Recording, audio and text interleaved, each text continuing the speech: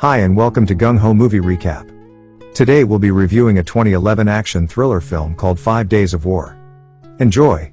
In 2007, during the Iraq War, a group of reporters are joking around in a car before they are attacked by Iraqi militants. As all seems hopeless, a Georgian contingent of the coalition forces saves the life of American reporter Thomas Anders, although one of his colleagues is killed in the process. 1 year later, in 2008, he returns to Los Angeles, California in order to focus on rebuilding his career, but an old co-worker, Dutch, gives him a new opportunity. He is called to go to Georgia, where it is suspected that a large conflict is brewing between Tbilisi and the breakaway provinces of Abkhazia and South Ossetia. He, along with his cameraman Sebastian Gans, arrive in the country where they talk about what is expected to happen. Meanwhile, tensions are brewing and the Georgian president, Mikhail Saakashvili, shows his concerns and constantly asks for a ceasefire. The shelling continues and eventually blows into a full-scale war.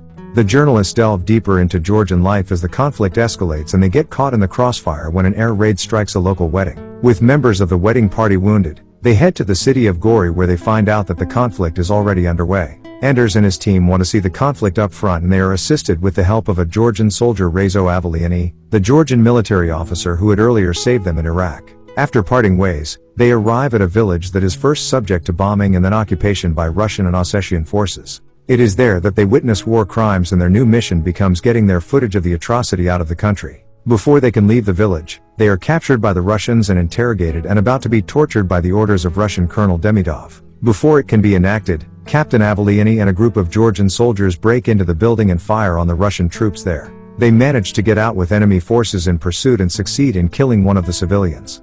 Traversing through the wilderness, they find themselves arriving at the city of Gori while it is being evacuated. The Georgians set up a perimeter with the goal of making a stand. The journalists attempted to connect to the internet to publicize the footage of the atrocities, but they find themselves faced with international apathy due to the opening of the 2008 Olympic Games. After an intense battle which sees many casualties, including that of Sebastian becoming wounded, the Russians and their proxies overwhelm the town.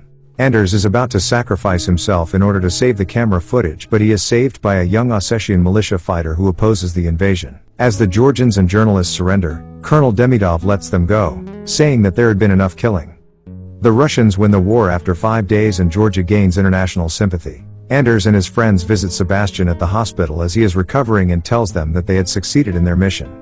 Anders then informs the audience back in the West about the horrors that the Georgians faced during their recent war with the Russians. The film ends with a long series of testimonials from Georgian citizens who lost family members during the conflict. Subscribe for more videos and be sure to check out my books on Amazon.